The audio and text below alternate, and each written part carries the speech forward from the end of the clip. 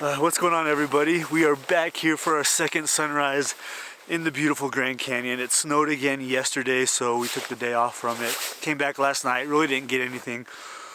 So I've come to a different spot. It's still in the Yavapai lookout area, but I hiked quite a ways west to kind of get away from some people because it was a little more crowded this morning in the parking lot. I think it's probably because it's a Saturday morning. But I've come out here to another outcropping similar to the last video.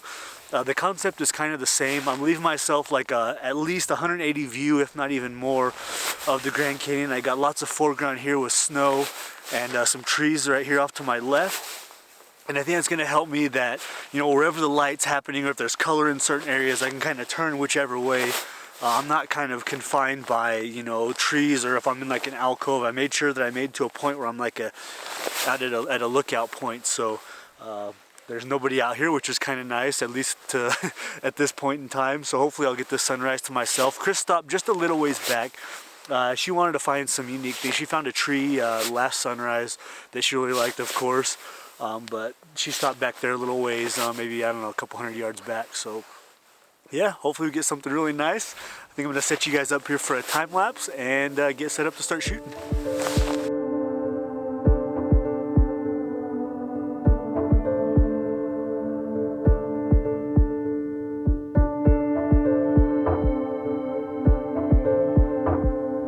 Alright guys, so we didn't get a whole lot of color in the sky today, but the conditions are absolutely beautiful. I've taken a couple of portrait style shots, you know, like it would be for magazine covers. I've taken some horizontal shots, and I've also taken one panorama that I really like that would probably be good for a print. And so now what I'm doing, since there's not a lot of colors, I'm just kind of waiting for that sun to rise. It's going to rise here in about 10 minutes. And then once that happens, I'm going to have my long lens ready here and wait till the light kind of fills the canyon here and you start getting the alpenglow to touch the tops of this, of the Grand Canyon where the snow is. And once that light starts hitting, I'm going to start picking out details with the long lens, seeing if I can get just kind of watching to see how the light interacts with the landscape inside the canyon. And you know, and maybe I'll retake some of the shots I took earlier just with different light. And yeah, it's a beautiful, beautiful sunrise and a great start to this video. I'm recording this on my phone actually because I have my Z6 running a time lapse here, and I'm shooting over here. I've shot some amazing shots. One I really like a lot. Now sometimes when I take, sorry, I'm looking at the camera here. When I take photos, sometimes I think of a purpose, like what do I want to use it for? Do I want it like maybe a print or like a magazine cover? And I'm gonna walk over here. My very first composition I shot was specifically for something like a magazine cover, and so it's going to be a vertical composition. And what I did was, you see right here behind me this little kind of how it curves, right? How there's like a little curve right here.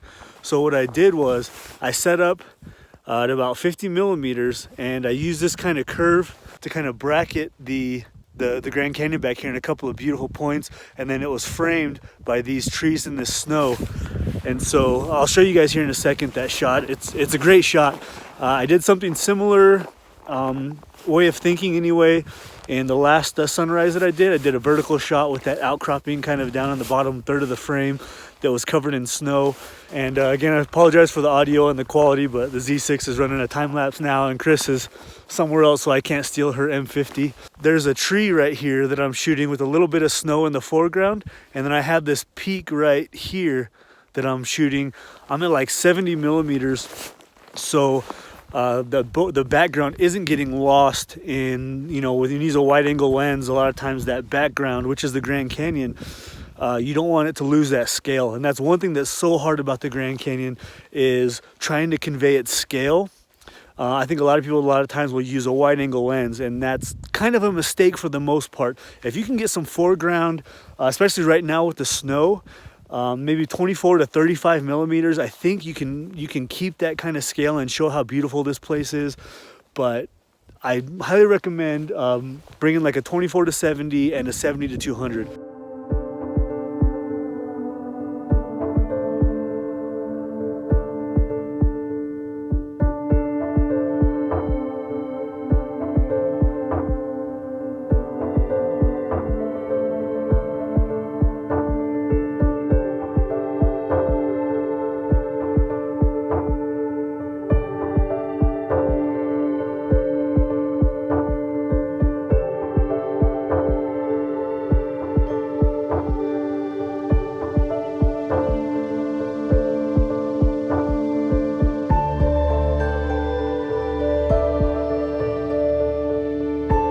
guys, so I've gone back to one of my earlier shots. We got a different light, all that sunlight's hitting inside the canyon, and right here in my foreground I have some light hitting on these this little bit of snow here.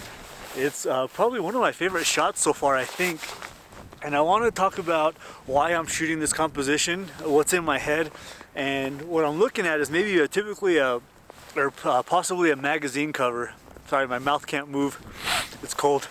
A magazine cover, and when you're shooting a magazine cover or something you want to sell to a magazine for a cover, you want to obviously do it vertically, and you want to leave a lot of room at the top because, you know, for their writing and things like that. So you always take that into consideration when shooting something like this. If you have a magazine cover in mind, you want to just kind of leave, you know, you want to have compositionally good light, of course, you want to take a good photo, everything's sharp, but you also want to leave a lot of room at the top for them to write stuff, you know, if they want to write whatever, you know, the name of the magazine and things like that. Light is still actually really good, but I've taken like a bazillion photos. I've taken about every composition that I can think of with my 24-70 and my 70-200.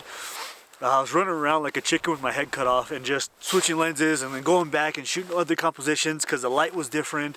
And you know, I'd shoot a composition earlier in the morning, and then I'd go back and shoot it because the light changed, and I'd put on another lens and then go off and shoot again. And it was kind of chaotic, but it was just, oh, it's absolutely beautiful.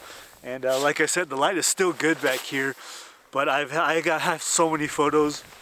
I'm gonna set up here for another minute or two and just kind of watch. And then I'm gonna start heading back and seeing how Chris did. Hopefully she did pretty good. I have no idea where she's at, but man, is this absolutely just glorious.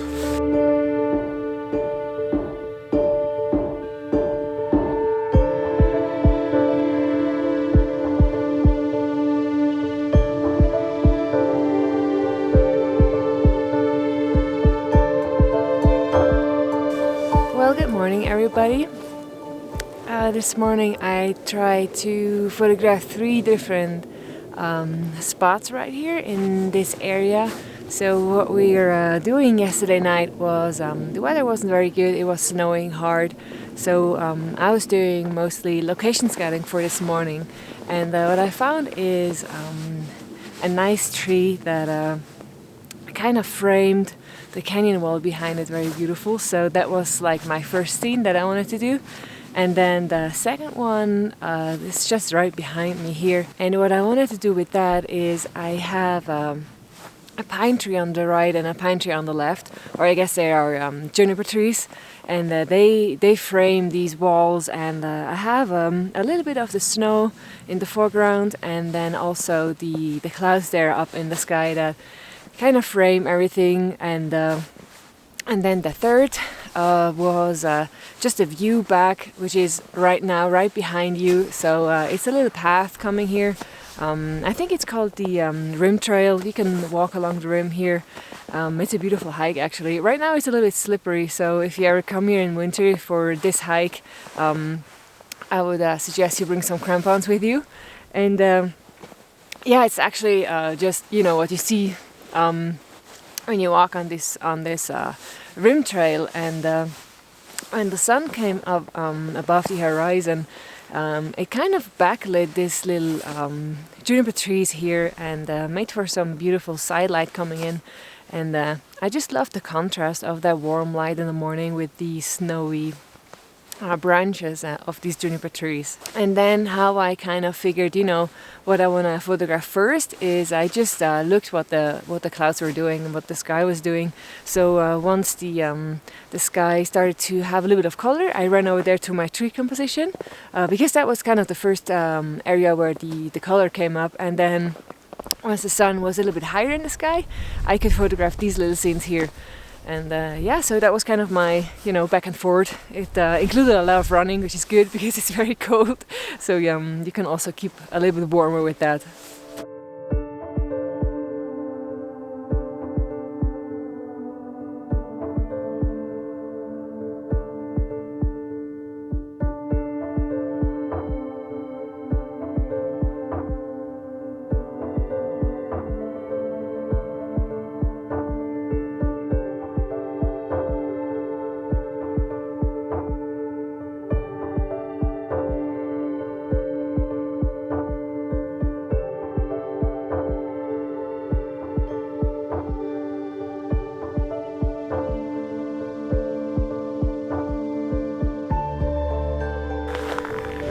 look who it is. Yeti.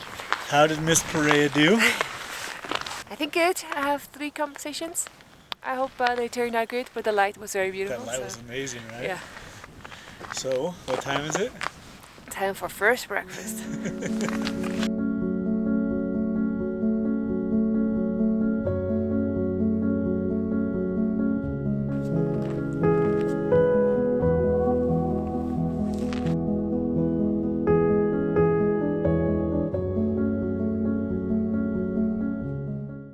So we're taking a walk through the woods right now. There's a lot of just beautiful snow everywhere. We're just trying to pick out some details. Walking handheld, not using the tripods really, which you know, I think I get kind of caught up sometimes too much, is always using the tripod, always setting up. And what I'm gonna do now on this little hike is just take the Z6 and walk around and just do handheld shots, and you know, record some video obviously too with it, and just kind of not worry so much about the tripod and setting up and all that kind of stuff. Just kind of taking more snapshot type photos and yeah, seeing what happens. So we are strolling here through the beautiful winter scenery, and I did some photos handheld, and I came upon this area with tall pine trees, and I try to you know, I'm almost always shoot on manual, but in a scene like this, when I'm just, you know, walking around in the forest area and I'm shooting with the sun or against the sun, I'm shooting on aperture priority. So for example, if I want, you know, like one tree to stand out a little bit more than the rest of the forest behind it, I just I choose like a lower aperture, like 7 or 5.6 or 4, or even 2.8 depending on your lens,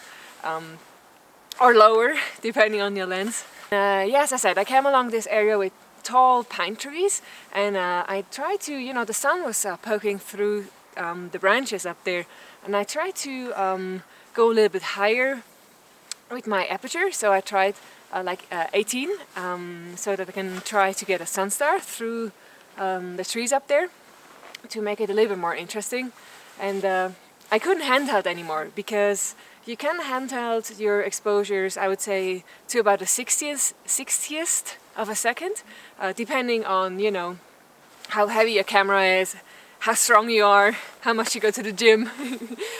So what I did is I set up a tripod, because I knew when I wanted to do something like f18 or f22, I needed the tripod because I would have a longer exposure, because the aperture is you know, so tiny. There's some, you know, like distortions with the trees. So the trees are actually, I'd say, pretty straight. But with the wide angle lens that I'm using right here, I'm shooting at 17 millimeters right now. It kind of gives you a distortion, almost like a GoPro effect. But I kind of like it in this scenery, because everything kind of leads you into the sun star up there.